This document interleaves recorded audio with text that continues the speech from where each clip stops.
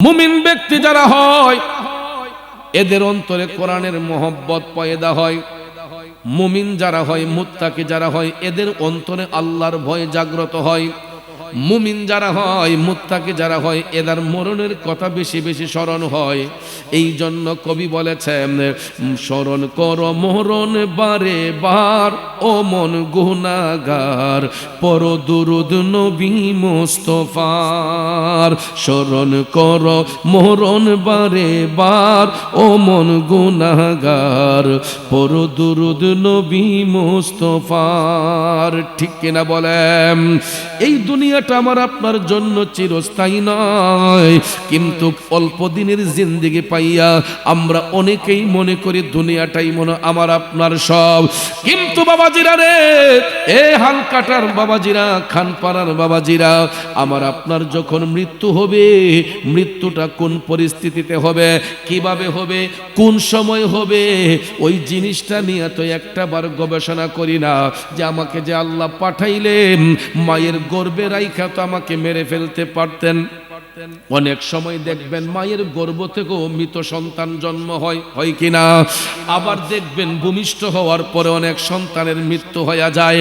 ভূমিষ্ঠ হওয়ার পরেও দেখবেন কিছুদিন জিন্দেগি কাটাইয়া শিশু বয়সে অনেকে দুনিয়া থেকে চলে যায়, কিশোর বয়সে অনেকে চলে যায়, যৌবন বয়সে অনেকে চলে যায়, বৃদ্ধ বয়সে চলে যায়। কারণ আল্লাহ রাব্বুল আলামিন বলেন, বিসমিল্লাহির রহমানির রহিম,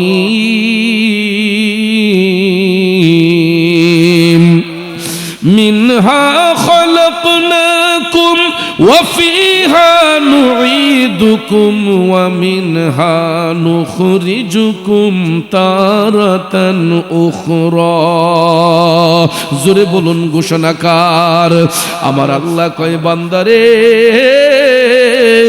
স্মরণ রাখো, আমি আল্লাহ যেখান থেকে তোমাদেরকে সৃষ্টি করেছে, আবার ওই জায়গার মধ্যে তোমাদেরকে পাঠাইব।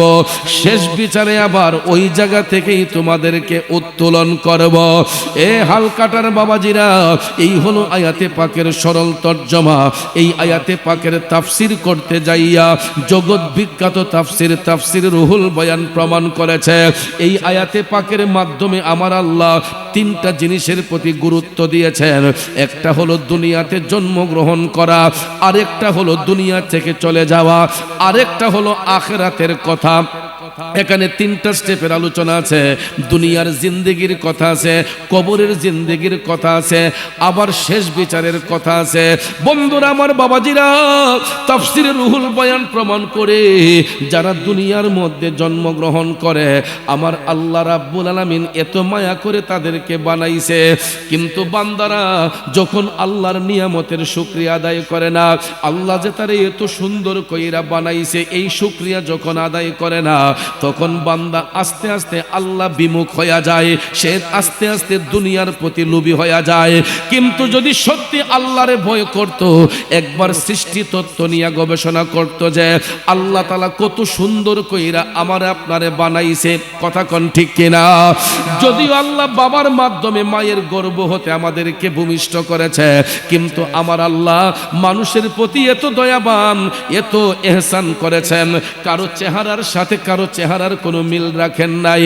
একজন বাবা সন্তান জন্ম দেয়, মায়ের গর্ভ থেকে সন্তান ভূমিষ্ঠ হয়, কিন্তু আমার হালকাটা সুলতানপুরের বাবাজিরা গো, ও খানপাড়ার বন্ধুরা, আপনারা দেখবেন কারো চেহারার সাথে কারো চেহারার কোনো মিল নাই, নাকি আছে? কথা কোন আছে? এই জন্য কবি বলেছেন, ওরে এমন সাধ্য কার আছে ভাই, এই ঘড়ি তৈয়ার করে, এই ঘড়ি তৈয়ার করে ভাই, লুকাই ঘড়ির ভিতরে ভাই, লুকাই ঘড়ির ভিতরে।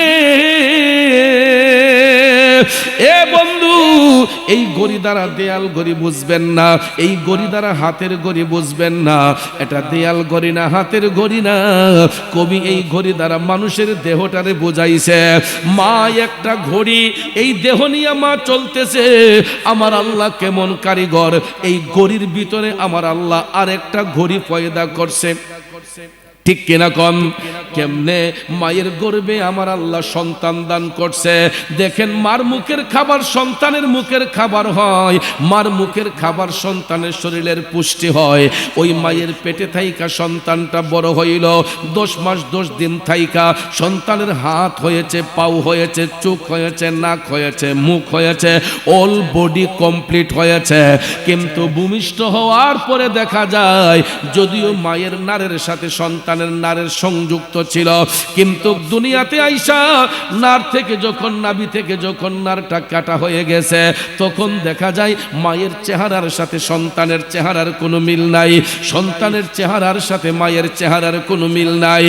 অর্থাৎ আমার আল্লাহ সেই কারিগর, যতগুলা মানুষ বানিয়েছেন ততগুলা রূপ আমার আল্লাহ দান করছে। কথা বলেন ঠিক কিনা? বন্ধুরা আমার, বাবাজিরা গো, এত সুন্দর কইরা বানানোর পরেও এই শুকরিয়া আদায় না কইরা আমরা আল্লাহ তাআলারে ভুলে যাইয়া দুনিয়া নিয়ে ব্যস্ত হইয়া যাই।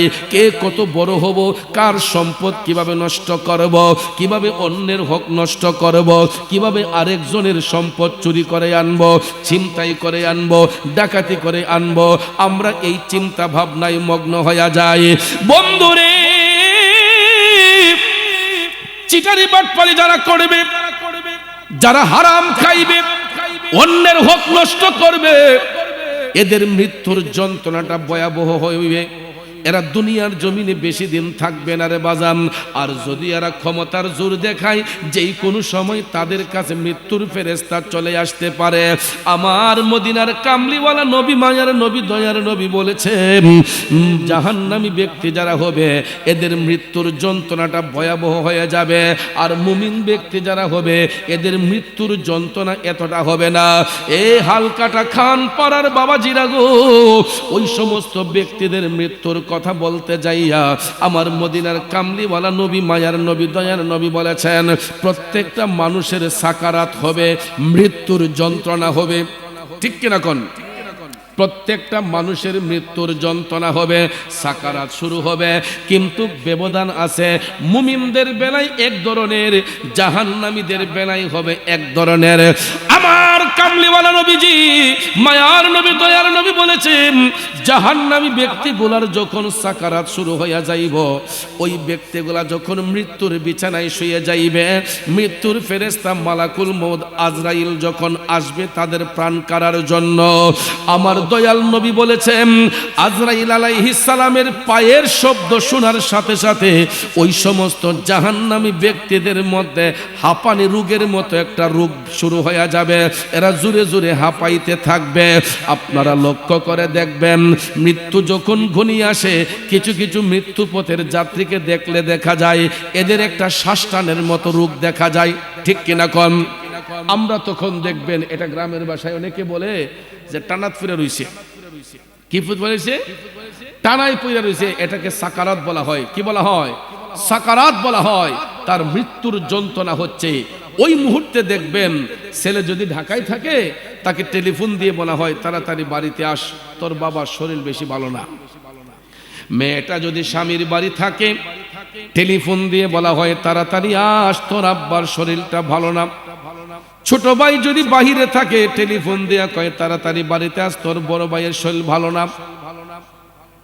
সংবাদটা পাইয়া দেখবেন ওই বাবার ছেলে, ওই বাবার মেয়ে, ওই লোকের ছোট ভাই পাগলের মতো দইরা দইরা বাড়িতে আসে। আইসা দেখা যায় সবার মধ্যে কান্নাকাটি শুরু হয়েছে।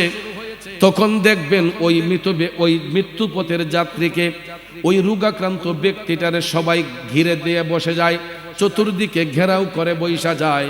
ছেলেটা আইসা কয়, আব্বা চিনছেননি আমারে, আমি আপনার ছেলে অমুক। মেয়েটা স্বামীর বাড়িতে, বাবার বাড়িতে আইসা কয়, আব্বা গো চিনছেননি আমারে, আমি আপনার মেয়ে অমুক। আমার নবী বলছেন, ওই দুনিয়াবাসীরা, তার ছেলে, তার মেয়ে, তার স্বজনরা যতই অনয় বিনয় করে ওই মুহূর্তে ডাকাডাকি করুক না কেন, চামিচ দিয়া মুখের মধ্যে পানি ঢালুক না কেন, ওই ব্যক্তির তৃষ্ণা 7 সমুদ্র 13 নদীর পানি দিল আর পূরণ করা যাবে না। আর আমরা যতই অনয় বিনয় কইরা ডাকি, ওই মুহূর্তে মৃত্যু পথের যাত্রী দুনিয়ার কাউকে আর চিনে না। কে তার ছেলে, কে তার মেয়ে, কে তার সন্তান, কে তার স্ত্রী, কে তার ভাই, কে তার বোন, কেউ কাউকে চিনবে না। ওই মৃত্যু পথের যাত্রী তখন কাউকে চিনবে না, কারণ তার দৃষ্টিটা থাকবে মৃত্যুর ফেরেশতার দিকে। আজরাইল আলাইহিস সালাম এমন একটা ভয়ঙ্কর রূপ ধারণ কইরা আসবে গো, ওই মৃত্যু পথের যাত্রীর হাঁপানি রোগ শুরু হইয়া যাইব। তখন আজরাইল আলাইহিস সালাম আয়েশা পায়ের বৃদ্ধাঙ্গুল থেকে টিপতে টিপতে টিপতে নিচটাকে অচেতন করে, নিচটাকে অচেতন করে। লক্ষ্য করে দেখবেন যাদের সাকারাত হয় এদের দেখবেন মৃত্যু যখন ঘনিয়ে আসে এদের পায়ের সাইড আস্তে আস্তে অচল হয়ে যায়। দেখবেন আস্তে আস্তে অচল হইতে হইতে কোমর পর্যন্ত অচল হয়ে যায়। আমার নবী কামলিওয়ালা বলছেন, যখন মৃত্যুর ফেরেশতা তাদের বুকের মধ্যে আইসা যখন একটা ভয়ঙ্কর চাপ মারে, ওই চাপের কারণে তাদের গলা দিয়া ঘের ঘের করে শব্দ বের হয়। আল্লাহু আকবার বলেন। আজরাইল আসিয়া প্রাণ করিব হরণ, হাই গো আজরাইল আসিয়া প্রাণ করিব হরণ। ওরে নিজ গুণে সাহেব আল্লাহ করবা নিবারণ, আমার উপায় কি তখন আমার আল্লাহ নিরঞ্জন, না জানি কে হালে আমার হইব মরণ। বন্ধুরে ও সুলতানপুরের বাবাজিরা গো, ও হালকাটার প্রেমিকরা, আমার নবী কামলিওয়ালা বলছেন মৃত্যুর ফেরেশতা মালাকুল মউত আজরাইল ওই জাহান্নামী ব্যক্তিগুলাকে টিপতে টিপতে বুকের মধ্যে আইনা এমন একটা ভয়ঙ্কর চিপ মারবে, এদের চোখগুলা উল্টায়া যাইবে, গলা দিয়া ঘের ঘের একটা শব্দ বের হবে। আর তাদের মৃত্যু যখন হয়ে যাবে এই ভয়ঙ্কর চিপের কারণে অনেকের পায়খানার রাস্তা দিয়া পায়খানা বের হইয়া যাবে, মূত্রনালী দিয়া পেশাব বের হইয়া যাবে। যদি বিশ্বাস না হয়, যদি কোনো মানুষ মারা যায়, যারা মৃত ব্যক্তির লাশ দৌত করে তাদেরকে জিজ্ঞেস করে দেখবেন, লাশ দৌত করতে যাইলে যখন বড়ই পাতার গরম জল দিয়া গোসল দিতে যায়, ওই ব্যক্তিদেরকে জিজ্ঞেস করে দেখবেন কিছু কিছু লাশ দোয়ানোর সময় তাদের পায়খানার রাস্তা দিয়া ময়লা পাওয়া যায়, পেশাবের গন্ধ লঙ্গিতে পাওয়া যায়। ঠিক নি বাজান? যদি বিশ্বাস না হয়, যারা লাশ দৌত করে তাদেরকে জিজ্ঞেস করবে, কারণ আজরাইল আলাইহিস সালামের এই ভয়ঙ্কর থাবায় অনেকের পেশাব পায়খানা বের হইয়া যায়, অনেকের চোখগুলা বন্ধ করার টাইম পাবে না। তখন রাসূল বলেছেন, যদি ব্যক্তিটা জাহান্নামী হয়, বেবিচারী হয়, মানুষের হক নষ্ট করুন না লোক হয়, ওই লোকটার চেহারাটা বিদ্রুপের মতো হয়ে যাবে, চোখগুলা উল্টাইয়া যাবে। দেখবেন কিছু কিছু লাশ দেখলে, একবার দেখলে 3 দিন আর হাউনি চলে না, ভয় লাগে, আতঙ্ক পড়ে। কথা কোন ঠিক না ঠিক? তখন দেখবেন রাস্তাঘাটে হাইটা লোক মুখে কথা শোনা যায় যে যেমন জ্বালাইয়া গেছে মরণ এমন কষ্ট হইছে। কারণ মানুষের জবান তার বন্ধ রাখা যায় না। ঠিক না ঠিক? যে যেমন জ্বালাইয়া গেছে তার মরণ এমন কষ্ট হইছে, ও চেহারাটা একদম ভয়ঙ্কর রূপ ধারণ করছে। এরকম দুনিয়ার মানুষ বলে কিনা? দুনিয়ার মানুষ যতই বলুক না কেন, আসলে এটা আমার আপনার মুখের কথা না, এটা আমার দয়াল নবীর কথা। নবীজি বলছেন ওই জাহান্নামী ব্যক্তিগুলার মৃত্যুর যন্ত্রণা হবে, তাদের মৃত্যুটা কষ্টের সহিত হবে, এবং এরা দুনিয়া ছেড়ে যাবার সময় দুনিয়ার মানুষগুলা তাদেরকে অবজ্ঞা করবে। যদিও সমাজের বাইরে জানাজার মাঠে গিয়া বলা হয় লোকটা কেমন ছিল, ভালো ছিল। কেমন ছিল? ভালো ছিল। ঠিক না ঠিক? এটা কিন্তু সহিহ হাদিস দ্বারা প্রমাণিত।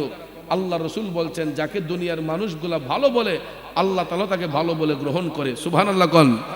কিন্তু যতই ভালো বলুক না কেন, কবরের মধ্যে জাহান্নামীদের আযাব কিন্তু মাফ নাই। বাবাজিরা আমার, ওই লোকটার চেহারাটা বিদ্রুপের মতো হয়ে যাবে, চেহারাটা ভয়ঙ্কর রূপ ধারণ করবে। তাদের মৃত্যুর যন্ত্রণা হবে এবং কষ্টের সহিত মরণ হবে। শুধু তাই নয়, আমার রাসূল বলেছেন ওই মৃত্যু পথের যাত্রীর যেই দিন মৃত্যু হইয়া যাইব, দুনিয়াবাসীরা তাকে দাফন করব, কবরের আখিরাতের প্রথম ঘাটটাই হবে কবর। ওই কবরের মধ্যে একটা ইন্টারভিউ নেওয়া হবে। ওই ইন্টারভিউর মধ্যে প্রশ্ন থাকবে কয়টা? জোরে কোন কয়টা? এই 3টা প্রশ্নের মধ্যে একটা প্রশ্ন হবে আমার দয়াল নবীরে নিয়া। যদিও কথাগুলো কমন, কিন্তু ভাইয়ের আমার 3টা প্রশ্নের মধ্যে একটা প্রশ্ন হবে আমার নবীরে নিয়া।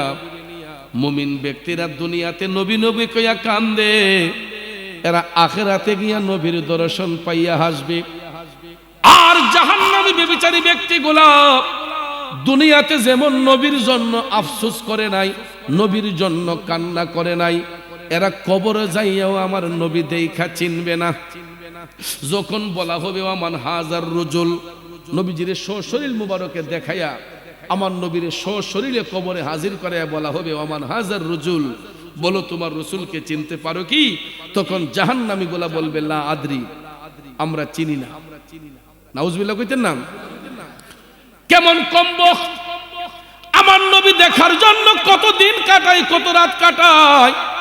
এ নবীর প্রেমিকেরা, ওই জাহান্নামী ব্যভিচারীগুলা সেই দিন কবরে আমার নবীর দেখার পরেও আমার নবী চিনবে না। না চিনার কারণে মুনকার নাকির ফেরেশতা চলে যাবেন 40 কদম দূরে যাইয়া। আমরা যখন 40 কদম দূরে যাই, মুনকার নাকির আসে। প্রশ্ন করার পরে উত্তর দিতে না পারলে মুনকার নাকির ফেরেশতা চলে যায়। তখন আল্লাহ তাআলা আরো আযাবের ফেরেশতা পাঠাইয়া ওই ব্যক্তিগুলার কবরের মাটিকে 2 পাশ থেকে চাপানো হয়। কি করা হয়? 2 পাশ থেকে চাপানো হয়। সহিহ তিরমিজির বর্ণনা, সহিহ তিরমিজিতে আসছে কবরে রাখার পরে, জাহান্নামী ব্যক্তিগুলোকে কবরে রাখার পরে 2 পাশের মাটি চাপতে শুরু করবে। ফেরেশতারা চাপাইতে চাপাইতে ওই জাহান্নামী ব্যক্তির দেহের মধ্যে আইনা তাদেরকে এমন ভাবে দেখবেন, যারা লেদ মেশিনে কাজ করে অনেক জিনিস দেখবেন প্রেসার দিয়ে খুলতে হয়। কথা কোন ঠিক না বেঠিক? এটার মধ্যে প্রেসার দিতে হয়, চাপ দিতে হয়। চাপ দিলে দেখবেন অনেক জিনিস চাপ দিলে মরমর হয়ে যায়, গুরু হয়ে যায়। কথা কোন ঠিক না বেঠিক? বন্ধুরা আমার মদিনার কামলিওয়ালা নবী বলছেন, মায়ার নবী, দয়ার নবী বলছেন, জাহান্নামী ব্যক্তিগুলাকে কবরে রাখার পরে এরা যখন উত্তর দিতে পারবে না, 3টা প্রশ্নের একটা উত্তর যখন করতে পারবে না, কবরের 2 পাশের মাটিগুলা চাপতে শুরু করবে। চাপতে চাপতে চাপতে তাদের দেহের মধ্যে আইনা এমন একটা চিপ মারবো রে, আমার নবী বলছেন ডান পাজরের হাড় গোলা বাম পাজরে যাবে, বাম পাজরের হাড় গোলা ডান পাজরে যাবে। মুরগের হাড্ডিতে কামড় দিলে যেই রকম মরমর করে ভেঙ্গে যায়, জাহান্নামী ব্যক্তিগুলাকে কবরে রাখার পরে মাটির চাপে তাদের দেহের হাড়গুলা এরকম মরমর করে ভেঙ্গে যাবে। জোরে কি নাউজুবিল্লাহ বলবেন না? শুধু তাই নয়, এ বন্ধু, ওই জাহান্নামী ব্যক্তিগুলার কবরের মধ্যে ধাউ ধাউ করে আগুন জ্বলবে। কিয়ামত অবধি পর্যন্ত ওই জাহান্নামী ব্যক্তিগুলাকে কবরে রাইখা আমার আল্লাহ আগুনের তাপ দিবে। আর ওই তাপটা কেমন তাপ, এই তাপ সম্পর্কে আমার নবী বলছেন, জাহান্নামীদের কবরের মধ্যে যে আগুনের তাপ দেয়া হয়, আমার রাসূল বলছেন এই আগুনের তাপটা যদি দুনিয়ার জমিনে যেখানে আমি আপনি বসবাস করতেছি, রাসূল বলেছেন জাহান্নামীদেরকে কবরে রাখার পরে তাদের কবরে যেই আগুনের তাপ দেয়া হয়, এই আগুনের তাপ যদি দুনিয়ার একটা সুইয়ের নালা দিয়া, যেটা দিয়ে আমরা সুতা ঢুকাই, আমার রাসূল বলেছেন জাহান্নামী ব্যক্তিদের কবরে যে আযাব দেয়া হয়, এদের কবরের আগুন যেরকম ধাউ ধাউ করে জ্বলে, এই আগুনের তাপটা দুনিয়ার জমিনে একটা সুইয়ের মাথা দিয়া একটু তাপ যদি দেয়া হয়, এই আগুনের তাপে গোটা পৃথিবীর মানুষ মুখগুলা জ্বলে পড়ে যাবে, ঝলসে যাবে এবং অন্ধকার হয়ে যাবে। চিল্লাইয়া বলেন নাউজুবিল্লাহ।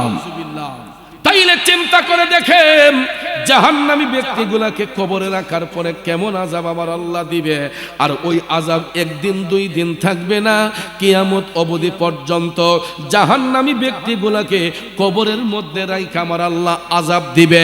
একটাই কারণ, ওই জাহান্নামীগুলা আল্লাহর হুকুম মান্য করে নাই। এরা জাহান্নামী হওয়ার কারণ হলো এরা নবীর সুন্নাহকে অনুসরণ করে নাই, আল্লাহর হুকুমকে মান্য করে নাই, আল্লাহর হুকুমের বাহিরে চলেছে, আদেশ অমান্য করেছে। যেই কারণে আল্লাহ রাব্বুল আলামিন তাদের উপর নারাজ হওয়ার কারণে জাহান্নামে তাদের কোনো ঠাঁই হয় না, শুধু জাহান্নামের আগুন তাদের জন্য জ্বলার কারণ। এ বন্ধুরা আমার, বাবাজিরা আমার, রাসূল বলেছেন মুমিন ব্যক্তিদের যখন মৃত্যু যন্ত্রণা হয় তখন মুমিন ব্যক্তিদের চেহারা দিয়া মুস্কি মুস্কি হাসি বের হয়। কিছু কিছু মানুষ দেখবেন অসুস্থ হয়ে গেলে এদেরকে কেউ যদি দেখতে যায়, অসুস্থতার বীরও দেখবেন একটা মুস্কি হাসি দেয়, ঠিক না ঠিক? আমার যুবক ভাইয়েরা, মুমিন ব্যক্তিদের যখন মৃত্যু যন্ত্রণা হবে, যখন মৃত্যুর ফেরেশতা মালাকুল মউত আজরাইল তাদের প্রাণ কাড়ার জন্য আসবে, আমার রাসূল বলেছেন এরা যদিও একটু কষ্ট ফিল করে, মৃত্যুর ফেরেশতাকে দেখার সাথে সাথে এরা মুস্কি মুস্কি হাসি দিবে। এই কারণে মুমিন ব্যক্তিরা দুনিয়ার জিন্দেগি বেশি দিন চায় না, এরা সব সময় আমার আল্লাহর কাছে এটাই চাই, ঈমানের পথে অবিচল থেকে আমার মরণ যেন হয়, ঈমানের পথে অবিচল থেকে আমার মরণ যেন হয়। এ নবীর প্রেমিকেরা, মুমিন ব্যক্তিদের মৃত্যুর যন্ত্রণা যদিও হয়, মৃত্যুর ফেরেশতাকে দেখলে এরা মুস্কি মুস্কি হাসি দিবে, কারণ এরা স্টুডেন্ট ভালো। স্টুডেন্ট কি? স্টুডেন্ট যদি ভালো হয়, দেখবেন ভালো ছাত্রগুলা এরা অপেক্ষায় থাকে কখন পরীক্ষা শুরু হবে, পেপার আসবে, খাতা লেখা ভরাই দিব। কথা কোন ঠিক না ঠিক? এটা ভালো ছাত্রদের লক্ষণ। এরা দেখবেন সিলেবাস কমপ্লিট করে, এরা সিলেবাস কমপ্লিট করে অপেক্ষায় থাকে পরীক্ষাটা কখন শুরু হবে, কারণ ভালো ছাত্রদের কোনো টেনশন থাকে না। পরীক্ষার হলে গেলে প্রশ্ন যদি 1 মিনিট দেরিতে দেওয়া হয়, দেখবেন অনেক স্টুডেন্ট স্যারের সাথে একদম বাকবিতণ্ডা শুরু হয়ে যায়, স্যার দেরি হয়ে যাচ্ছে, প্রশ্ন দিচ্ছেন না কেন, আমার সময় চলে যাচ্ছে। কথা কোন ঠিক না? খুশি হয়, ঠিক না ঠিক? কারণ গাদা ছাত্র যেগুলা, এদের পরীক্ষা নিয়ে কোনো মাথা ব্যথা নাই, কিন্তু ভালো ছাত্র যারা হয় এদের দেখবেন পরীক্ষা নিয়ে তাদের একটা টেনশন শুরু হয়ে যায়, কত তাড়াতাড়ি পরীক্ষা শুরু হবে, কখন পরীক্ষা ঘোষণা করা হবে। এই জন্য বাজান, মুমিন ব্যক্তি যারা হয় এরা দুনিয়ার জিন্দেগি বেশি দিন চায় না, কারণ মুমিন ব্যক্তিরা ছাত্র ভালো, এই কারণে এরা তাহাজ্জুদ পড়েন, এরা ওয়াক্তের নামাজ পড়েন, এরা আল্লাহর জিকির করেন, এরা নবীর দুরূদ শরীফ পড়েন। মুমিন ব্যক্তি যারা হয় এরা কোনোদিন মানুষের সঙ্গে চিটারি বাটফারি করে না, কোনোদিন মানুষের সঙ্গে সুদ ঘুষের ব্যবসা করে না, কোনোদিন কোনো মানুষ নিয়ে গীবত করে না, পরনিন্দা করে না, চুগলখড়ি করে না।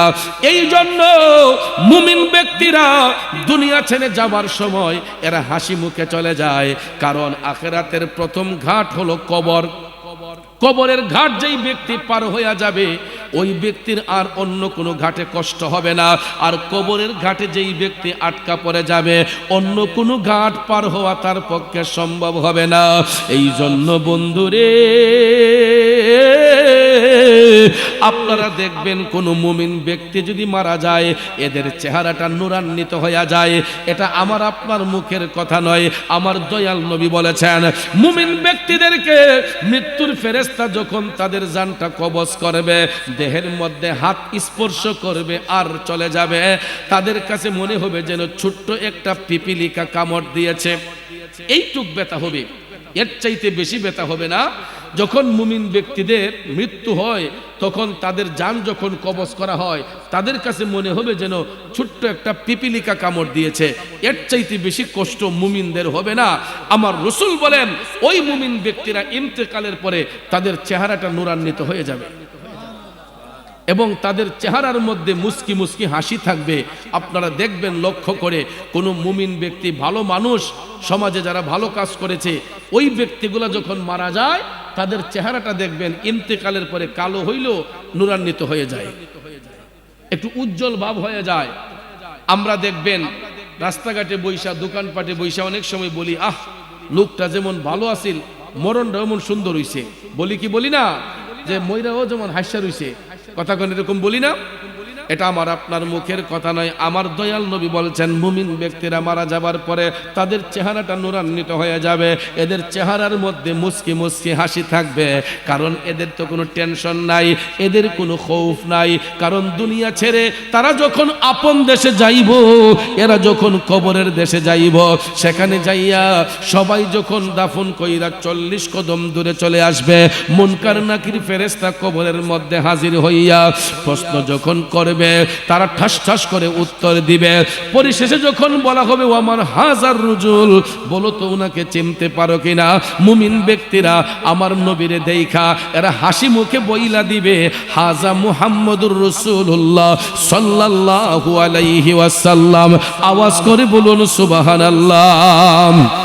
কারণ নবী ছাড়া ওই কবরে নাই রে বান্ধব নাই, নবী ছাড়া ওই কবরে নাই রে বান্ধব নাই, হাসরেতে নবী ছাড়া নাই দরদি নাই, হাসরেতে নবী ছাড়া নাই দরদি নাই, নবী ছাড়া ওই কবরে নাই রে বান্ধব নাই, নবী ছাড়া ওই কবরে নাই রে বান্ধব নাই। খারাপ লাগতেছে আমার বাবাজিরাম, বান্দার জন্য রহমত আমার নবী মুহাম্মদ, দুজাহানে আর কে আছে মুদেরই সম্পদ, ঠিক কিনা বলেন?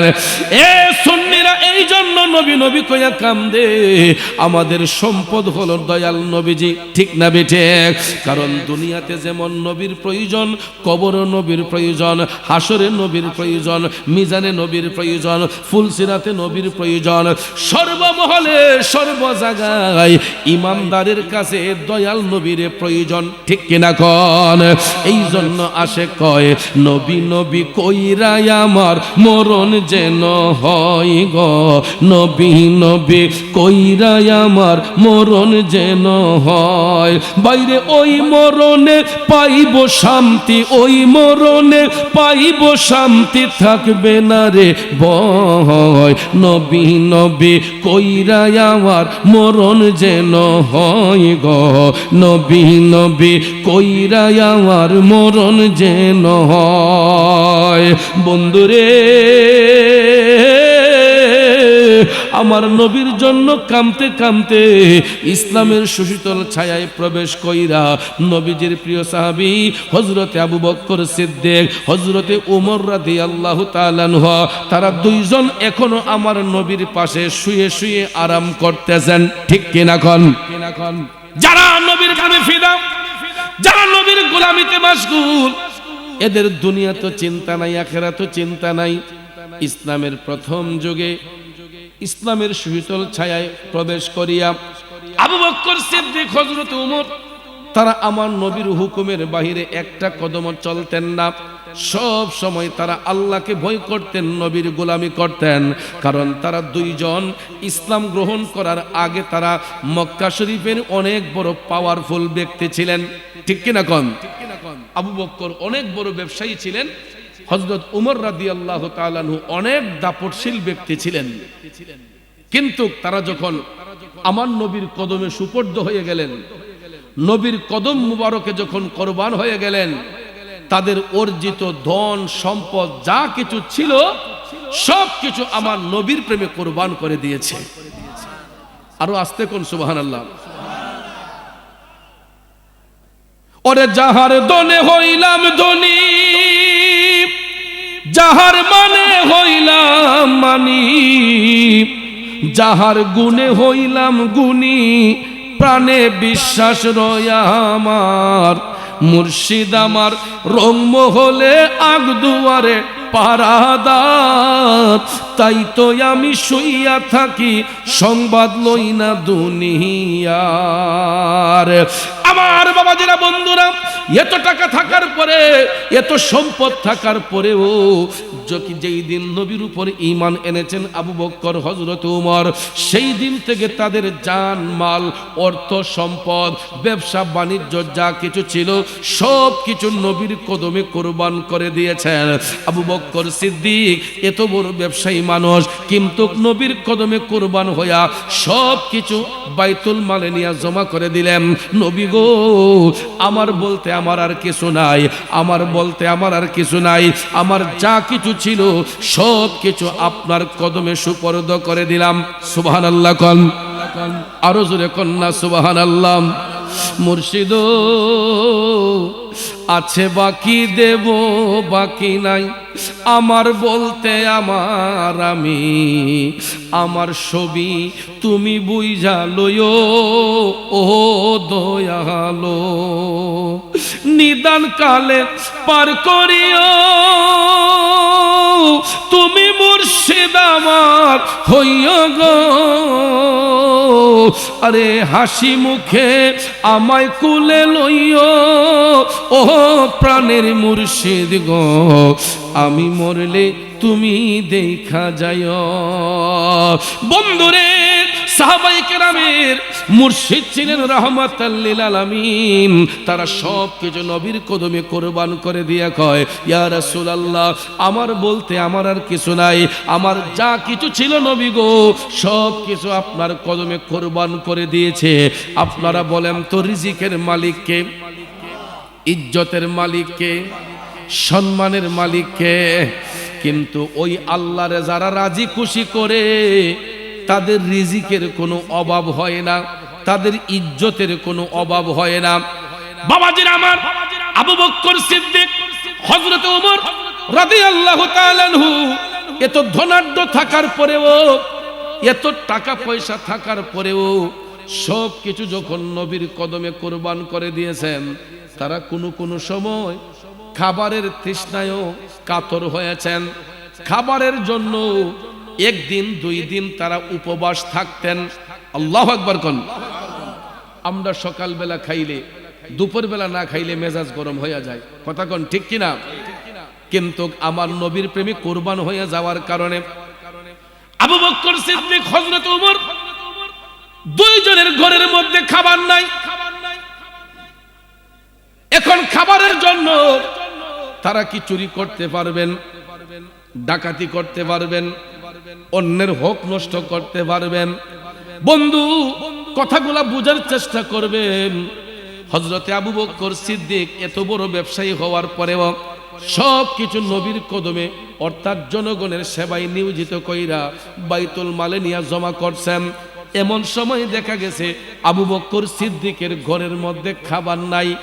একদিন না, টানা 2 দিন খাবার নাই। একইভাবে হযরতে ওমর রাদিয়াল্লাহু তাআলা আনহুর ঘরেও খাবার নাই। পেটের ক্ষুধায় তারা অন্য কারো হক নষ্ট করেন নাই, বরঞ্চ তারা সবর এবং ধৈর্যশীল হইয়া পেটের মধ্যে একটা পাথর বেঁধে নিলেন হযরতে আবু বকর, পেটের মধ্যে একটা পাথর বেঁধে নিলেন হযরতে ওমর। আপনারা বলুন, উম্মতের মনের খবর আমার নবী জানে কি জানে না? আমরা যে এখানে আলোচনা করতেছি, আমার আল্লাহ দেখতেছেন কুদরতের নজরে, আর আমার নবী দেখতেছেন রহমতের নজরে। এই বিশ্বাস আপনাদের আসেনি বাজান? আল্লাহ দেখে রহমতের নজরে, আমার নবী দেখে, আল্লাহ দেখে কুদরতের নজরে, আমার নবী দেখে রহমতের নজরে। ঠিক না বেঠিক?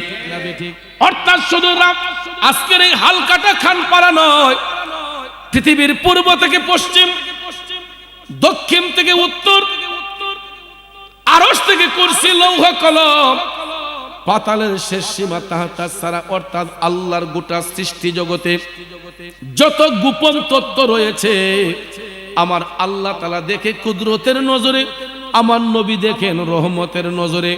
বন্ধুরা আমার, বাবাজিরা, আমি আপনি এখানে কি আলোচনা করতেছি, আমার আল্লাহ যেমন কুদরতের নজর দিয়া দেখতেছেন, আমার নবীও রহমতের নজর দিয়া শুনতেছেন, দেখতেছেন, ঠিক কিনা বলেন? এই বিশ্বাস রাখার নামই হচ্ছে ঈমান। এ বন্ধুরা, বাবাজিরা, আমার মদিনার কামলিওয়ালা নবী উম্মতের মনের খবর জানে। আবু বকর সিদ্দিক 2 দিন খাবার খান নাই, হযরতে উমর 2 দিন খাবার খান নাই। তারা 2 জনের পেটে একটা একটা পাথর, 2 জনের পেটে 2টা পাথর বেঁধে রাইখা যখন খাবারের তৃষ্ণায় আর তারা পারছেন না, খাবারের তৃষ্ণায় যখন কাতর, এমদাও আওয়াজ করে,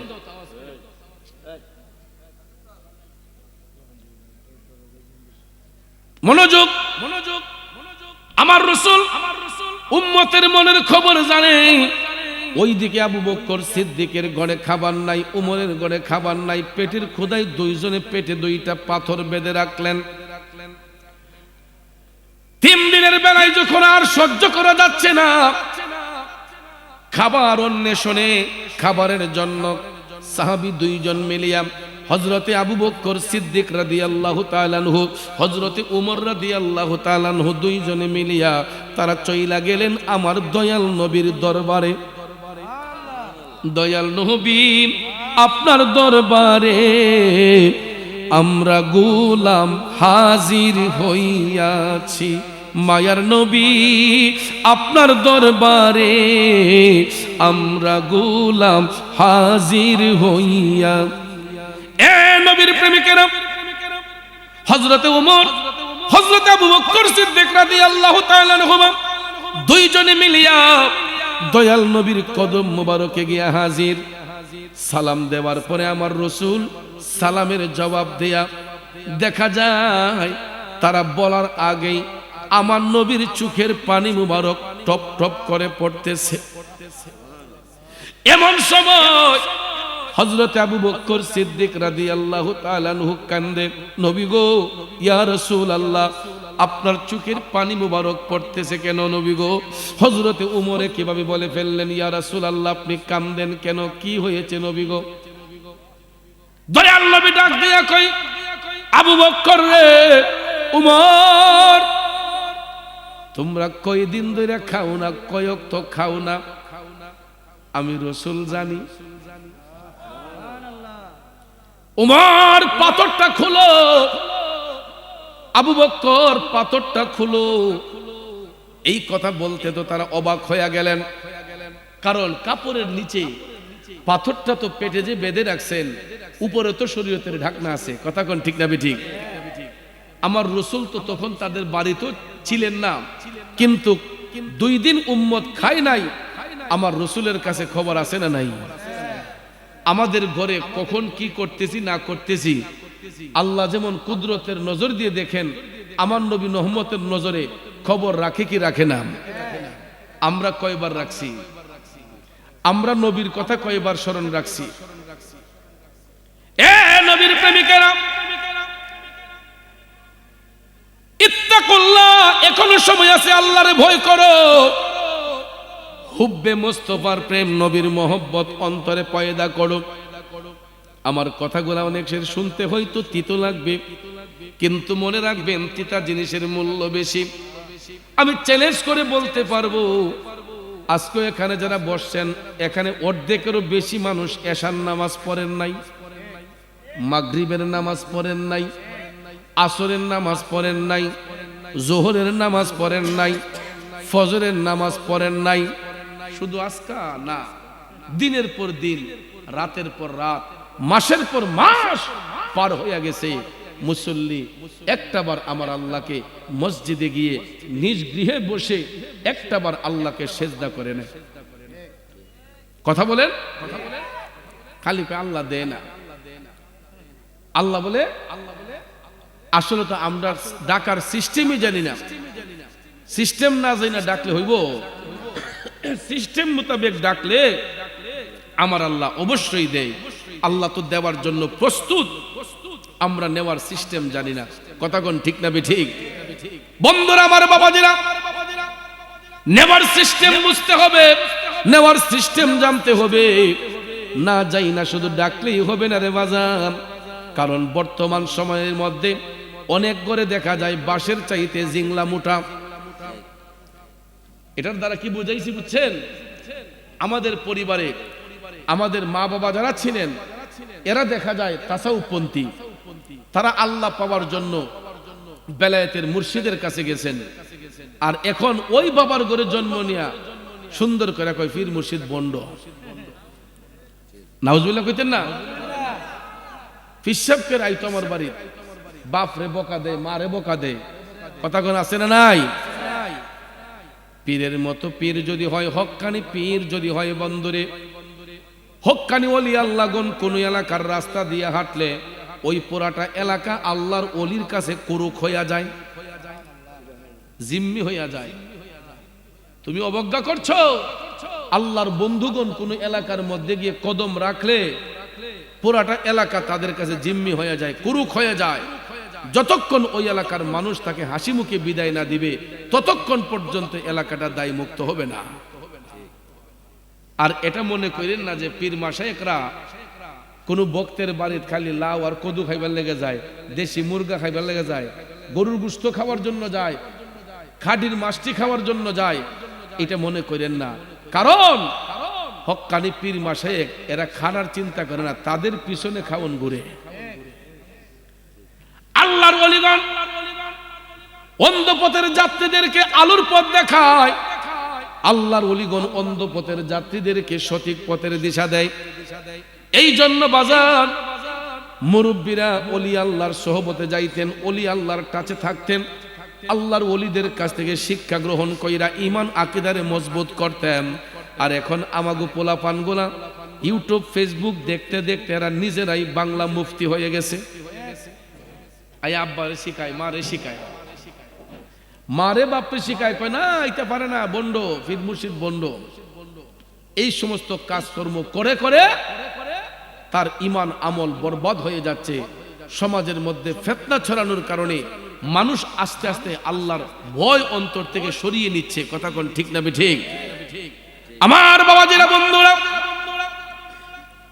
এখন আমাদের বাংলাদেশের মানুষ, সুফিজমের মানুষগুলা দেখবেন ওযু ছাড়া একটা কোরআন শরীফ হাত দিতে চায় না, ওযুটা না থাকলে দেখবেন মসজিদে ঢুকতে চায় না, মাজার শরীফে ঢুকতে চায় না। ঠিক কিনা বলেন?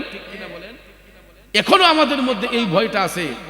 কিন্তু এমনও মুসলমান পৃথিবীতে আছে ইস্তেঞ্জা না কইরো, ইস্তেঞ্জা কইরা ঢিলা কুলুপ না লইও, পানি খরচ না করো, দেখবেন টিস্যুদা ফুচ্চা মসজিদকে হারে গেছে গা। আছে না নাই? কিন্তু আমাদের এই বাংলাদেশে সুফিজমে বিশ্বাসী যারা, এখনো আমাদের মধ্যে আদব কায়দা আছে। আমার বাবাজিরা, এই আদব তো শিক্ষা দিয়েছেন আল্লাহর হাবিব, সাহাবায়ে কেরাম, তাবেঈন, তাবেঈন, আইম্মে মুজতাহিদিন, ওলি আফদাল, গাউস, কুতুবগণ আমাদেরকে আদব শিক্ষা দিয়েছেন। এই জন্য আবু বকর সিদ্দিক ওনার ঘরে খাবার নাই, আমার নবী জানে কি জানে না, পেটের মধ্যে পাথর বেঁধে রাখছেন। আমার নবীর কাছে সংবাদ আছে না নাই? দয়াল নবী ডাক দিলেন, উমর, ও আমার আবু বকর, তোমাদের পেটের মধ্যে পাথর বেঁধে রাখছো, কত বেলা তোমরা খাবার খাও না? উম্মত রে, তোমরা যখন পেটের মধ্যে পাথর বেঁধে ফেলেছো, তোমরা তো একটা একটা পাথর বাঁধছো, তোমাদের জন্য আমি রাসূল আজকে 2 দিন ধরে খাবার খাই নাই। এই দেখো, আমি নবীর পেট মোবারকে 2টা পাথর বেঁধে রাখছি। পাইলে নিরালাই গো নবী, আয় পাইলে নিরালাই গো নবী, পাইলে আমি 2 কদমে চুমু খাবো, 2 কদমে চুমু খাবো, কদম ধুলি মাখবো গায়ে। পাইলে নিরালাই গো নবী, পাইলে নিরালাই, পাইলে নিরালাই গো নবী। অসুবিধা হচ্ছে আমার বাবাজিরা, এ নবীর প্রেমিকেরা, সাহাবায়ে কেরাম 2 দিন ধরে খাবার খান নাই। হযরতে উমর, হযরতে আবু বকর সিদ্দিক তাদের দরদি হইয়া আমার দয়াল নবীও 2 দিন ধরে খাবার খায় নাই, কারণ উম্মতের কষ্ট আমার নবী সহ্য করতে পারে না। উম্মত দুঃখ পাক, কষ্ট পাক, আমার নবী সেটা চান না। দয়াল নবীর পেট মোবারকের মধ্যে 2টা পাথর বেঁধে রাখছেন। আপনারা বলেন, আমার নবীর কাছে খাবারের কোনো শর্ট আছে? কমতি আছে? আমার আল্লাহ তো সব কিছু নবীর কাছেই দিয়ে রাখছেন বন্টন করার জন্য। যেহেতু বন্টনের দায়িত্ব আমার নবীর কাছে, আমার নবী চাইলে যেটা শস্য পরিমাণ এটারও কোটি গুণ বাড়াইয়া দিতে পারেন কিনা? কিন্তু ভাইয়ের আমার, সাহাবায়ে কেরাম পেটের ক্ষুধায় কাতর হইয়া 2 দিন যখন খাবার খান নাই, পেটে পাথর বেঁধেছেন। আমার নবী তো উম্মতের মনের খবর জানে গো, এই জন্য দয়াল নবীর পেট মোবারকে 2টা পাথর মোবারক বেঁধে রাখছেন। সাহাবায়ে কেরাম যখন দয়াল নবীর পেট মোবারকে 2টা পাথর মোবারক দেখছেন, হযরত আবু বকর, হযরত উমর কয়, নবী গো, ইয়া রাসূলুল্লাহ, আমরা যদি দিনের পর দিন, মাসের পর মাসও যদি না খাই, আমাদের আর কোনো কষ্ট নাই, আমাদের ক্ষুধা তৃষ্ণা নিবারণ হয়ে গেছে। এই বলে সাহাবায়ে কেরাম নবীর জন্য যখন ফিদা হয়ে গেলেন, হঠাৎ করে একজন সাহাবী আমার নবীর সামনে আইসা হাজির। ওই সাহাবী আইসা ডাক দিয়া কয়, আসসালাতু আসসালামু আলাইকা ইয়া রাসূলুল্লাহ। নবী গো, ওগো মায়ার নবীজি, আপনারা যে আলাপ আলোচনা করেছেন আমি আড়াল থেকে শুনে ফেলেছি। সুবহানাল্লাহ কোন। খাবার নিয়ে যে আলোচনা হচ্ছে, ওই সাহাবী নবীর কদমে এসে বলতেছেন, ইয়া রাসূলুল্লাহ, আমি আড়াল থেকে সব কথা শুনেছি। নবী গো, আমি আপনাকে একখানা পরামর্শ দিতে যাচ্ছি। রাসূল মুস্কি হেসে বললেন, কি সেটা? তখন ওই সাহাবী বললেন, ইয়া রাসূলুল্লাহ, আপনার উম্মত মিকদাদ সাহাবী, একজন সাহাবীর নাম হচ্ছে মিকদাদ। ওই সাহাবী বলতেছেন, ইয়া রাসূলুল্লাহ, আমি একটু আগে মিকদাতের বাড়ি থেকে এসেছি। আমি দেখেছি উনার রুমের ভিতরে, অনেক বড় একটা রুমের ভিতরে খেজুর স্টক করে রেখেছেন, অনেকগুলা খেজুর তিনি স্তূপ করে রেখেছেন। ইয়া রাসূলুল্লাহ, আপনি যদি আপনার উম্মতদেরকে সেখানে নিয়ে যান, আপনারা অনেকগুলা খেজুর খেতে পারবেন। সুবহানাল্লাহ কোন। আমার নবীর মুজিজা মুবারক কেমনে প্রকাশ হয় রে বাজান। দয়াল নবী এটা শোনার সঙ্গে সঙ্গে আমার নবী ডাক দিলেন, আবু বকর, উমর, চলো আমরা এখন মিকদাদের বাড়িতে যাব খেজুর খাওয়ার জন্য। এমন সময় হযরত আবু বকর সিদ্দিক, হযরত উমর, তারা সঙ্গে সঙ্গে বলেন, ইয়া রাসূলুল্লাহ, আমরা প্রস্তুত। তখন দয়ার নবী, মায়ার নবী যে তাদেরকে সঙ্গে নিয়া, তাদেরকে সাথে করে নিয়া আমার নবী কামলিওয়ালা যেইখন রওনা হয়ে গেলেন। হইতে হইতে হইতে গো, মিকদাদ সাহাবীর বাড়িতে যখন আমার নবী গেলেন, সাহাবী হযরতে মিকদাদ আমার নবীর দেইখা তিনি অবাক হয়ে গেলেন। ইয়া রাসূলুল্লাহ, নবী গো, আমিও দম গোলামের বাড়িতে আপনি কেমনে কেমনে আসলেন? নবী গো, আমি গোলামের বাড়িতে আপনার নুরানি তশরিফ এনেছেন। ইয়া রাসূলুল্লাহ, আমার জীবনটা ধন্য হয়ে গেছে। নবী গো, ভিতরে তশরিফ আনুন। ইয়া রাসূলুল্লাহ, আমার নবী ভিতরে গেলেন, যাইয়া বলতেছেন, এ মিকদাদ, আমি শুনেছি তোমার একটা রুমের ভিতরে অনেকগুলা খেজুর তুমি স্তূপ করে রেখেছ।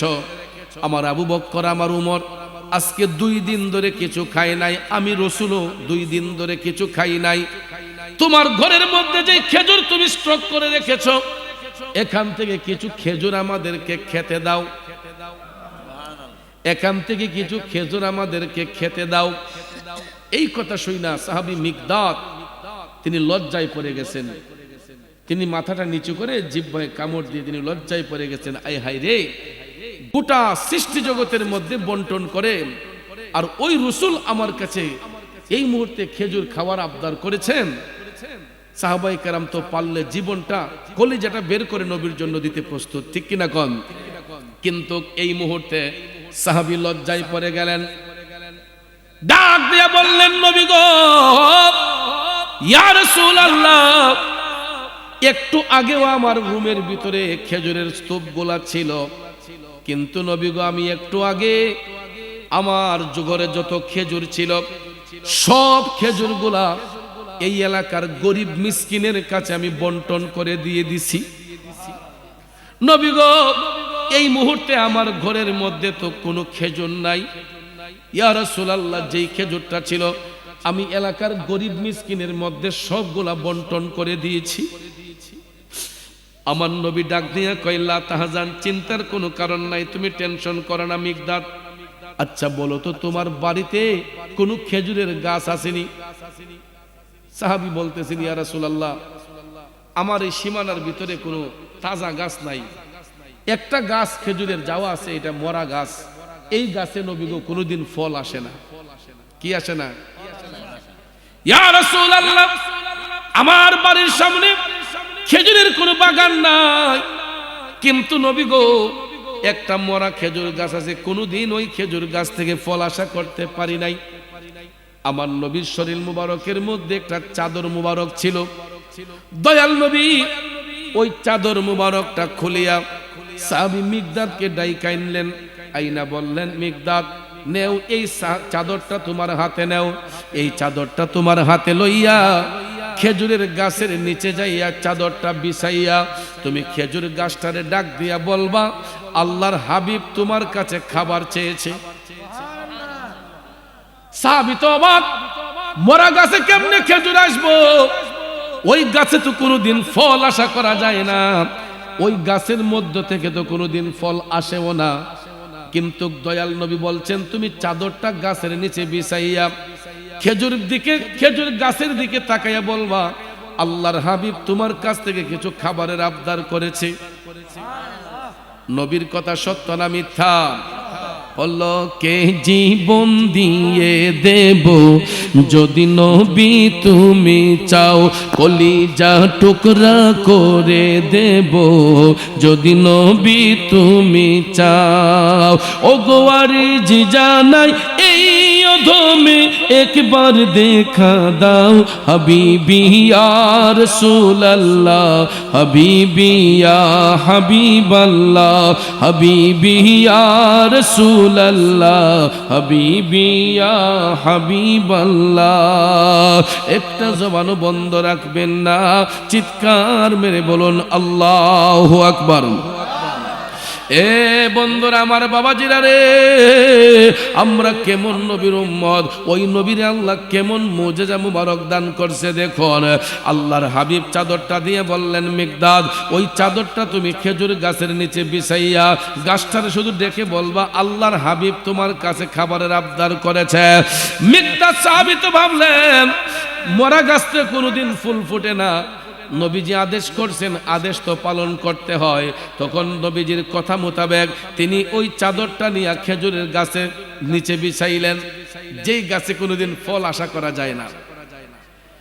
চাদরটা বিছাইয়া এ বন্ধু মিকদাদ সাহাবী ওই খেজুরের গাছের দিকে তাকাইয়া বললেন, খেজুর গাছে মদিনার কামলিওয়ালা নবী, মায়ার নবী, দয়ার নবী তোমার কাছ থেকে খাবারের আবদার করেছে। যখন এই কথাটা বলা হইল, বলতে দেরি হয়েছে, ওই ডাকটা আমার আল্লাহর কাছে কবুল হতে দেরি হয় নাই।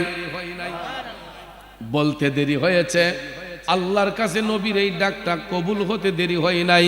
সাথে সাথে দেখা যায় এই মরা খেজুর গাছ যেটাতে কোনোদিন ফল আসে নাই, ওই গাছটা দেখা যায় একটা গোড়াটা রুষ্টপুষ্ট হয়েছে। ওই খেজুর গাছের পাতাগুলা মুহূর্তের মধ্যে সবুজ হয়ে গেছে। গাছ যখন তাজা থাকে, গাছের পাতা কেমন থাকে? সবুজ থাকে। গাছ যখন মরে যায় আপনারা দেখবেন পাতাগুলা লাল লাল হয়ে যায়, ঠিক না ঠিক? তখন আমরা বুঝতে পারি যে এই গাছের গ্যারান্টি নাই, এটা আস্তে আস্তে ড্যামেজ। ঠিক তদ্রুপ ভাবে মানুষ নামের যে গাছগুলা আমরাও কিন্তু ড্যামেজ হয়ে যাই।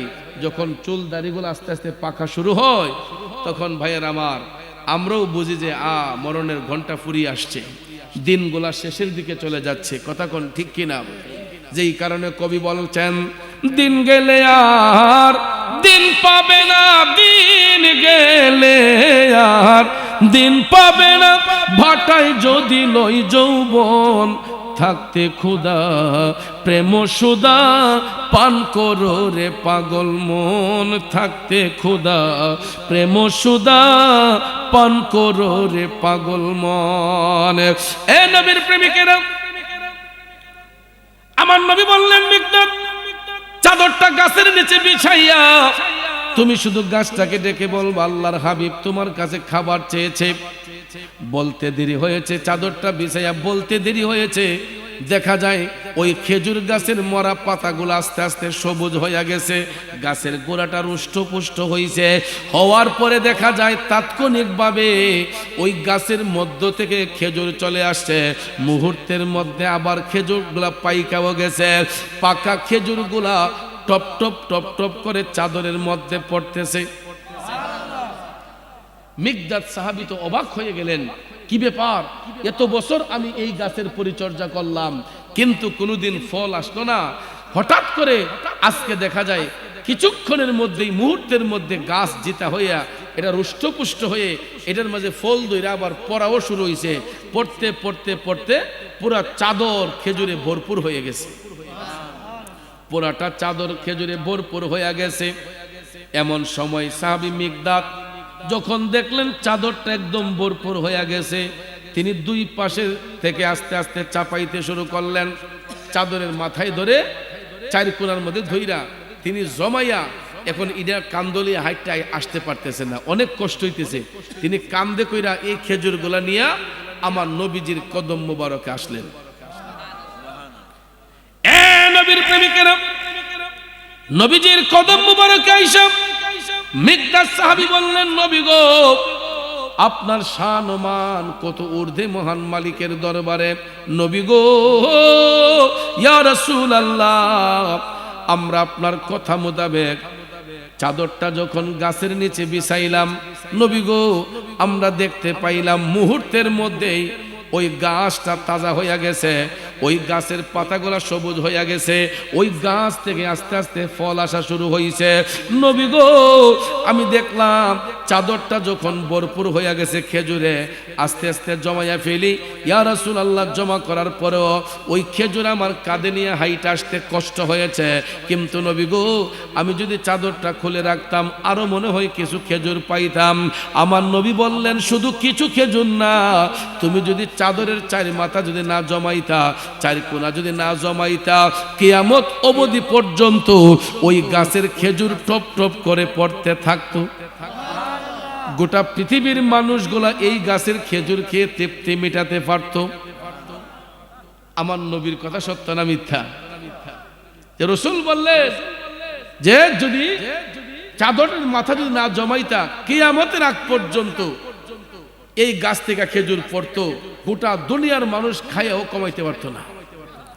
যেমনি ভাবে জমজম কূপের পানি, জমজম কূপের পানি যেরকম ভাবে শেষ হয় না, আমার রাসূল বললেন তুমি যদি না জমাইতা তাইলে এই খেজুর গাছের খেজুর 12 মাস পড়তে থাকতো, কোনোদিন এটা কমতি হতো না, কিয়ামত পর্যন্ত এটা চালু থাকতো। তখন ভাইয়ের আমার, সাহাবাই কেরাম মিনতি করে আল্লাহর হাবিব সাল্লাল্লাহু আলাইহি ওয়াসাল্লামকে বলতেছেন যে ইয়া রাসূলুল্লাহ, আমরা আর কোনোদিন ইবাদতের মধ্যে বিঘ্নতা সৃষ্টি করব না, আর কোনোদিন আমরা সত্যের পথ থেকে দূরে যাব না। নবী গো, আমরা না খাইলেও আলহামদুলিল্লাহ আল্লাহর কাছে লাখো কোটি শুকরিয়া। কারণ রিজিক খাইলেও দেখবেন, অনেক সময় খাইলেও দেখবেন পেট ভরে না, 5 মিনিট পরে আবার পেটে ক্ষুধা লেগে যায়। আবার কিছু কিছু মানুষ দেখবেন এক বেলা হালালভাবে খাইছে, বাকি 2 বেলা অনেক সময় দেখবেন পেটের ক্ষুধা এতটা অনুভব হয় না। পাইলে আলহামদুলিল্লাহ রিজিক খাইলাম, না পাইলে আলহামদুলিল্লাহ চলে। কিন্তু আবার কিছু কিছু মানুষ দেখবেন 2 আলি 3 আলি ডিম ডাম খায় না, 2-4 আলি কলা জাগাত বয়ে খায় না, আছে না? হাই রে মুখে রুচি রে, খাইয়া বললা 2 বেলা সেটা আছে না? নাই এমন? কিন্তু রিজিক দিয়েছেন কে? ওই রিজিক খাইয়া নিয়ামতের শুকরিয়া আদায় করেন লাগে না? কোন কোন মানুষ দেখবেন মাহফিলে আসে, তাবারুক করছে, দিনের বেলা খায়। এই আমি শরীফ ভাইয়ের সাথে রাগ করছি গত বছরও, প্রতি বছরই কই যে দিনও খাওয়ানটা বাতান কেড়ে, রাত্রে মানুষ হয় না, তো দিনের বেলা খাইয়া দাঁত মাত খিলাইয়া এরপরে বাইদগা না হোটেল যা ঘুমা। কথা কোন ঠিক না বেঠিক? আর রাত্রেবেলা ওয়াজ মাহফিল হয়, দেখা যায় সাইডের মধ্যে ফুলাফান ঘুরে, দোয়ার সময় প্যান্ডেল জাম। আই দি ফেরেশতারা করতে গাইছিল, দেখা যায় সারা রাত ব্যাডমিন্টন খেলা, এই মিনি ক্রিকেট খেলা, তারা মিনি ফুটবল খেললা, যখন অবসরের জায়গা আর কোলায় না, হুজুর যখন ইয়ানবীকে খার হয়ে গেছে গা, তখন তারা ইয়া নবী দেখবেন একলা ঠেলা কোনাইয়া সামনে দেখে সামনে দেখা, তখন দেখবেন কেজ্জা মেজ্জা ইয়া এরা সামনের কাতারের মুসল্লি জায়গা। এরপরে দেখেন আরো কিতা করে, তাবারুকের প্যাকেটটা লইয়া টুস কইরা পর্দা তলে দা দূর মারে গিয়া হি দিক দেখে ভাই সাহেব আমি তো রইছি আছেন এমন। এখন আপনারা বলেন মেহনতি কাম না কইরা যদি গিয়া গৃহস্থের গিয়া কয় আমার বেতন দেও, গৃহস্থের মন খুশি হইব? তাইলে আমরা তো আল্লাহর কুদরতি আদালতের মেহনতি, আল্লাহর কুদরতি আদালতের কামলা না আমরা। তা আমরা আল্লাহর কাম কি করতেছি? আল্লাহর কাম কইরা না বলতাম যে আল্লাহ তুমি আমার ব্যবসায় বরকত দাও, চাকরিতে বরকত দাও, রিজিকে বরকত দাও, হায়াতে বরকত দাও, ইজ্জতে বরকত দাও, সম্মানে বরকত দাও। আমি ডাকলামই না, কোনো কাজই করলাম না, কয় দিছে না, পাইছি না, ডাকতামই না আল্লাহরে। এক বেটা ঋণ করছে 15 লাখ টাকা, কইরে সেরা ওহন হিসাব ধরছিলাম, ভাবছিলাম যে ঋণ টিন কমবো, 15 লাখ টাকা ঋণ হয়েছে, ফির ধরে তো লাভ হইছে না। হিসাবে কইছে 15 লাখ টাকা ঋণ করবার লেগে, ইডো বলে হিসাবের দোষ, যে ফির ধরে আমার লস হয়ে গেছে, ঋণ হয়েছে 15 লাখ। তো এই টাকা তার হিসাবে খাইছে না। তুমি কি করছো তুমি জানো বাবা রে, তুমি এই হারাম আনছো, হারাম খাইছো। হিসাব তোমাকে বায়াত করার সময় বলছে যে হারাম থেকে বাঁচতে হবে, হারামের উপর তওবা করছো যে আর কখনো হারাম খাইব না, কিন্তু দেখা যায় এক কানে তওবা করছো, আরেক কান দিয়ে বাইরেছে, অহরহ খাইতেছে। কথা কোন ঠিক না? ঠিক। তাইলে এই বেটা রেখেটা বুঝাইবো। তো আমি যেই কথাটা আপনাদেরকে বললাম যে ইবাদতের দিকে আমাদেরকে মনোযোগী হতে হবে। মরণ ঘন্টা আমাদের বাঁচতেছে। সাহাবায়ে কেরাম তারা দুনিয়া লোভী ছিলেন না, তারা আল্লাহ পাবার জন্য সব সময় নবীর গোলামিতে মাশগুল। তারা খাবারের চিন্তা করেন নাই, তারা বাসস্থানের চিন্তা করেন নাই। যদি খাবারের চিন্তা, বাসস্থানের চিন্তা করতেন তাহলে আবু বকর সিদ্দিক অনেক ধনাঢ্য ব্যক্তি ছিলেন, হযরত উমর রাদিয়াল্লাহু তাআলা আনহু তিনিও অনেক সম্পদশালী ছিলেন, হযরত উসমান রাদিয়াল্লাহু তাআলা আনহু তো সম্পদের পাহাড়ই ছিলেন। কথা কোন ঠিক না? ঠিক। এই জন্য ভাইয়ের আমার, রিজিক আল্লাহর পক্ষ থেকে আসবে, কিন্তু আমাকে আপনাকে আল্লাহর কাজ করতে হবে, আল্লাহর প্রেমী ফানা হতে হবে। এই জন্য এই হালকাটা খানপাড়ার যুবক ভাইরা আমাকে অনেক সম্মান করে, অনেক ইজ্জত করে, অনেক ইজ্জত করে, অনেক সম্মান করে। তো আমি আজকে ভাবছিলাম যে আমি অসুস্থ মানুষ, আমি আওয়ার আগে শেখ সাদি বাইরে দিয়ে মনে কাম টাম সাইরে লইব, আর আমি আয়া মুক্তসর কিছু আলোচনা করে একটু দোয়া করব সবাই নিয়ে। কারণ আপনারা আমার সামনে যারা বসছেন সবাই কিন্তু আমার পরিচিত মুখ, বেশিরভাগ মানুষ আমার পরিচিত পেজ। আমি যদিও কেউ না চিনি, আমারে চিনেন, কারণ এই সুলতানপুরে এবং রাধিকা সড়কে আমি প্রতিনিয়ত চলাফেরা করি, প্রতিদিন চলাফেরা করি। প্রায় সময় মাহফিল থেকে নবীনগরে, মুরাদনগর, বাঞ্ছারামপুর যেখানেই হয়, এখন তো এই রাধিকা সড়ক দিয়েই নবীনগর দিকে যাইয়া প্রোগ্রামগুলোতে যাই। অনেক সময় বাস স্ট্যান্ডে, সিএনজি স্ট্যান্ডে যাদেরকে পাই, অনেক যুবক ভাইয়েরা টান দিয়ে নেয়, হুজুর একটা চা খান না, হুজুর একটা পান খান না। অনেক দোকানে চা খাইলে, পান খাইলে আমার বিল নেয় না, না হুজুর এটা নিতাম না আমার পক্ষ থেকে।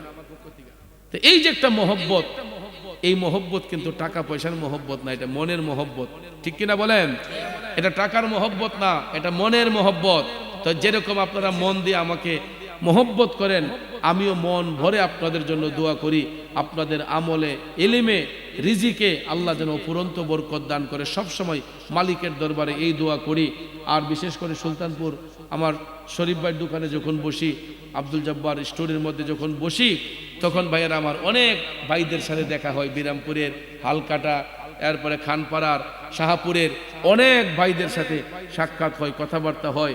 তো আমি আশা থেকে আপনারা বেজার হইছেন। তো দেখেন আজকের মাহফিলটা, এটা কততম বার্ষিক?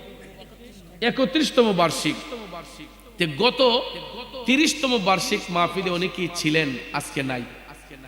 তাইলে গত 30তম বার্ষিকের মোনাজাত ছিল তাদের জীবনের শেষ মোনাজাত, আর আজকে 31তম বার্ষিক মাহফিলে আমরা যারা বসছি, যদি খোদাই না করে দুনিয়া থেকে চলে যায়, আগামী 32তম বার্ষিক মাহফিল আসার আগে যদি চলে যায়, তাইলে আজকের এই 31তম বার্ষিক মাহফিলের মোনাজাত হবে আমার আপনার জীবনের শেষ মোনাজাত।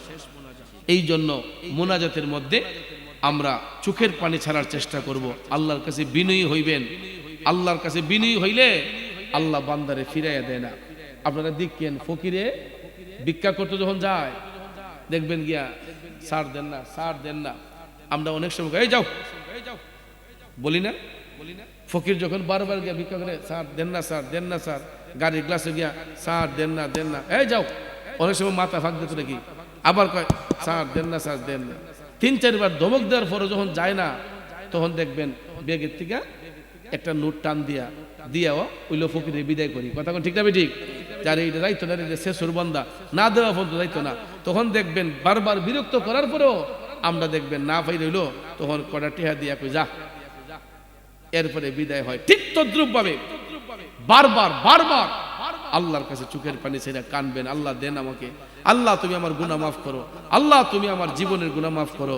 আল্লাহ কইব যা, পারতাম না, বারবার করে মাফ চাইবেন, আল্লাহ কইব যা, বারবার করে চাইবেন, তখন আল্লাহ কইব আরে আমার নাম না রহমান, আমার নাম তো রহিম, আমার নাম তো গাফফার, আমি না বলেছিলাম তাকনা তুমি রহমাতিল্লাহ, যে বান্দারে পাহাড় পরিমাণ গুনাহ করলো আমার রহমত থেকে নিরাশ হবি না।